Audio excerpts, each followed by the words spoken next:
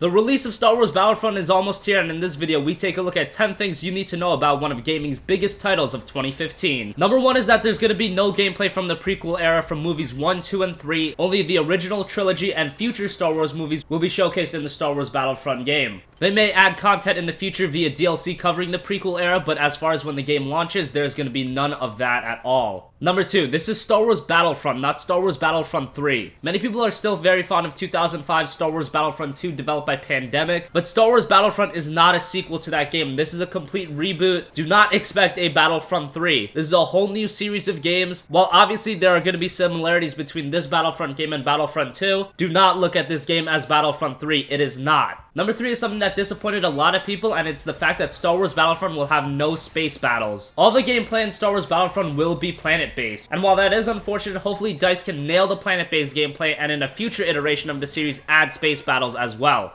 Number 4, as the Stormtroopers, you can play as either a male or a female. So gender equality has been a big topic in games over the recent amount of years, and with that, EA and DICE have decided to let you play as either a male or a female while you're playing as the Stormtroopers in the multiplayer gameplay. Number 5, Star Wars Battlefront does have split screen on the consoles. These days in 2015, a lot of games are foregoing split screen gameplay. You saw that with a game like Halo 5. Halo 5 does not have any split screen. That is done to help maintain the consistent frame rate, but with Star Wars Battlefront, the game will have split screen mode. That's great to see because with Star Wars Battlefront 2, one of the best things about that game was the split screen and the party environment that game created, and you'll be able to do the same with the new Star Wars Battlefront title. Number 6, Star Wars Battlefront ships with 12 multiplayer maps, and if you pre-order the game, you also get the DLC Battle of Jakku, which adds 2 more maps. The game will also have an extensive amount of DLC released after the game's release, and that is expected to also add a bunch of new maps. So while the game is shipping with 12 maps, expect the game to end up with a lot more than that when all is said and done. Number 7, and arguably the most disappointing thing about Star Wars Battlefront, is that the game will feature no campaign at all. This was explained by EA when they said that a lot of people don't play campaign in games like this, but when they said that, that did also create a lot of controversy with gamers speaking up and saying that they did want a campaign from this game, but you will not be getting one. Instead, the missions in the multiplayer game will be there to mimic iconic Star Wars battles. So don't worry about this game not feeling like Star Wars. It's definitely gonna feel like a Star Wars game with the sound, the graphics, and the way DICE built this game. They had Star Wars in mind, of course. Number 8, Star Wars Battlefront's online multiplayer supports up to 40 players in one match. While 40 players isn't as much as Battlefield 4, which is also developed by DICE's 64 players multiplayer matches, it's still a respectable number to have in a game, and it definitely gives the matches in Star Wars Battlefront the Star Wars war feel. Number 9, the game will take place on 4 different planets: Salas, Endor, Hoth, and Tatooine. Like I said earlier in the video, if you pre-order the game, you get the DLC Battle of Jakku, which adds Jakku, so you could also expect that future DLC packs are gonna add more planets, but that isn't 100% confirmed. And finally, number 10, Star Wars Battlefront is playable first on Xbox One with EA Access. Not a lot of people know about this, that Xbox One gamers get to play this game first if you sign up for EA Access. EA Access is EA's monthly subscription feature that PlayStation 4 does not have. It's $5 a month, and you get access to a catalog of EA's older titles, and you get early access to a lot of their games for 10 hours, and Star Wars Battlefront is one of those games. So while Star Wars Battlefront does launch on November 17th, you can put in 10 hours to the game on November 12th if you sign up for EA Access on Xbox One. So thank you for watching our top 10 things to know about Star Wars Battlefront. Are you excited about Star Wars Battlefront? Are you picking it up on day 1, or are you signing up for EA Access and gonna play on November 12th? Let us know in the comment section down below. Thank you for watching, and goodbye.